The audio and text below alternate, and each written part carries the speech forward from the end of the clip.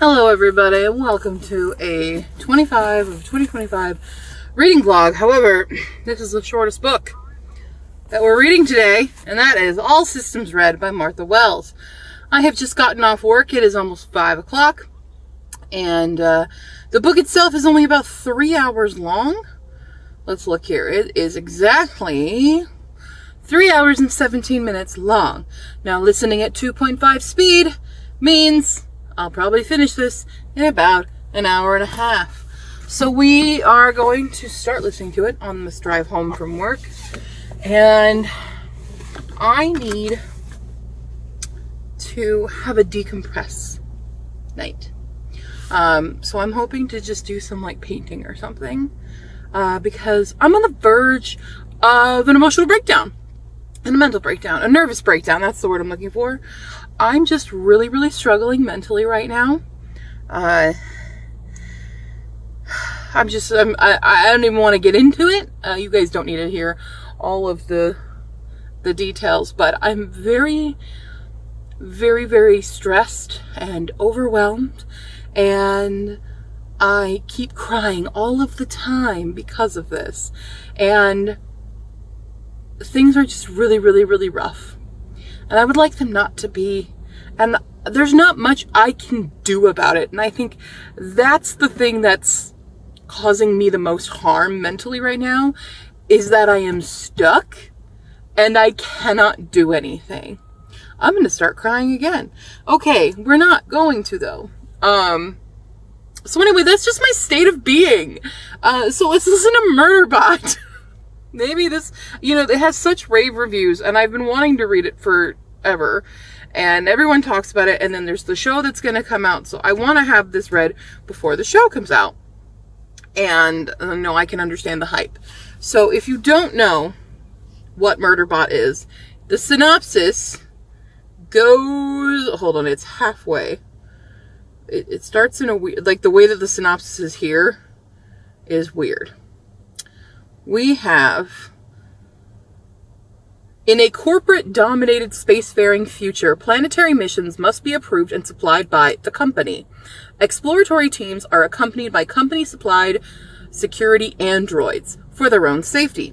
But in a society where contracts are awarded to the lowest bidder, safety isn't a primary concern. On a distant planet, a team of scientists are conducting surface tests, shadowed by their company-supplied droid, a self-aware sec unit that has hacked its own governor module and refers to itself, though never out loud, as Murderbot. Scornful of humans, all it really wants is to be left alone, long enough to figure out who it is. But when a neighboring mission goes dark, it's up to the scientists and their Murderbot to get to the truth. I already can relate to this, in that I just want to be left alone long enough to figure out who I am and to figure out my situation, but that's not happening right now. So I feel I may relate to this a little bit too much, but we're going to start this. It is narrated by Kevin R. Free, and we will see. So come enjoy the ride home with me. Hitting play.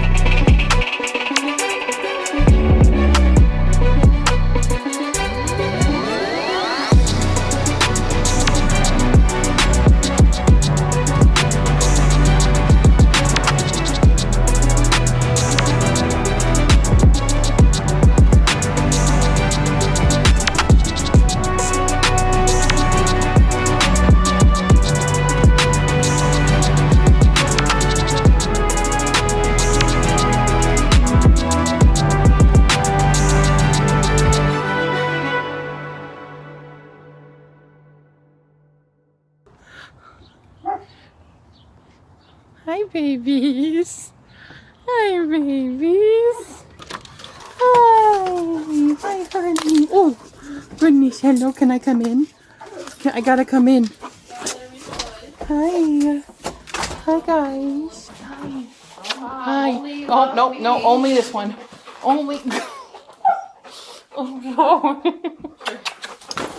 Okay. Hi. So we are done with walking dogs. Done with eating dinner. So I know I said I was thinking of doing painting, but I realized it's the end of the month, which means journals. While I finish listening to Murderbot, we're gonna do that. That's my current plan. I have downsized my journals officially because I was like, this is overwhelming, but I'll have fun with these guys. I technically have 3 journals, but the other one is just my 25 goals of 2025. So we have our regular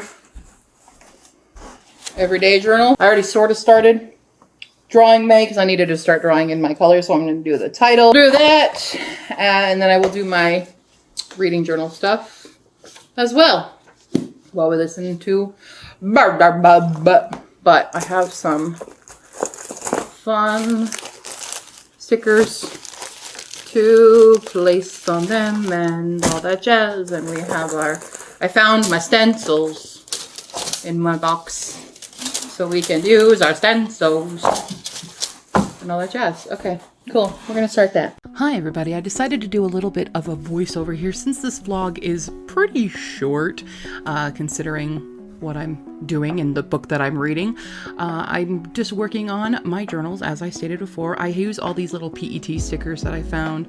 I do like this part of designing journals and stuff, but I found that the rest of them were just repetitive and kind of unnecessary, and they're things that, like, I don't think I'll ever look back on these things, and all of my like footprint in the world is really digitally, so having that multitude of journals just wasn't necessarily going to be working for me moving forward.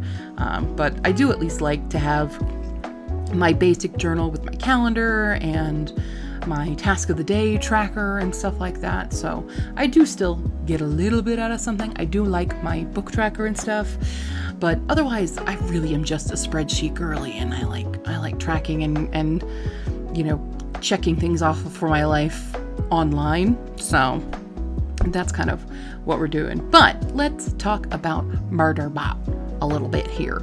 I enjoyed this first book. I'll talk a little bit more about the book itself, but let's talk a little bit about the television show. I have only seen up to 5 episodes. That's all that's currently released as of me filming this video.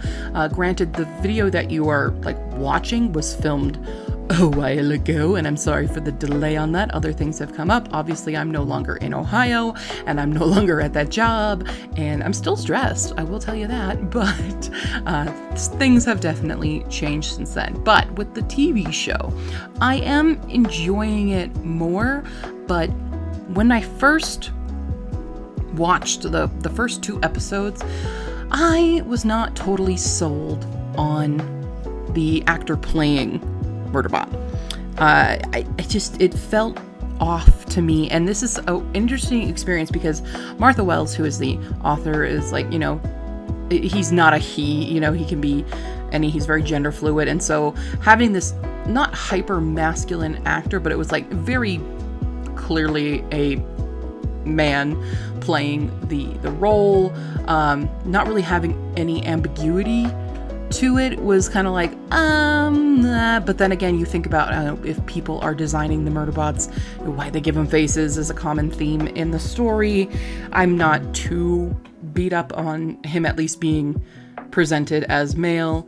I think it took me a bit to enjoy the delivery of his lines, because Murderbot is, you know, it's a robot, it's an android, very stoic and stuff. It was just, something felt off to me in the beginning. He's growing on me a little bit more the more I watch the show, I will say, but there was just something that was like, it's not quite how I imagined it. I think because the tone in the audiobook is very different than the tone the actor is using to play Murderbot.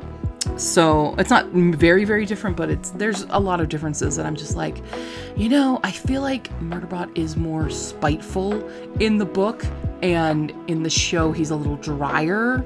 He's a little bit less emphatic, which, you know, makes sense for a robot, but I just really liked the snarky attitude that the narrator of the audiobook gave Murderbot, so that was a little bit foreign. I do think the show, what I really, really do like in the show is the bigger cast that we have with the other side characters, even though they seem just absolutely ridiculous, but they are very fun to watch.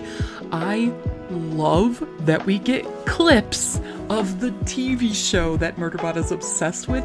That is my favorite part of the entire show right now.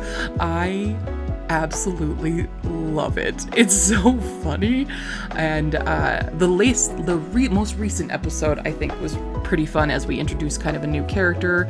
I'm so sorry if you guys hear my Discord going off while I'm recording this. I didn't mute my computer, and you know, you're all talky, you're all chatty, which I love, but I'm recording audio right now, so if y'all could calm down. Anyway.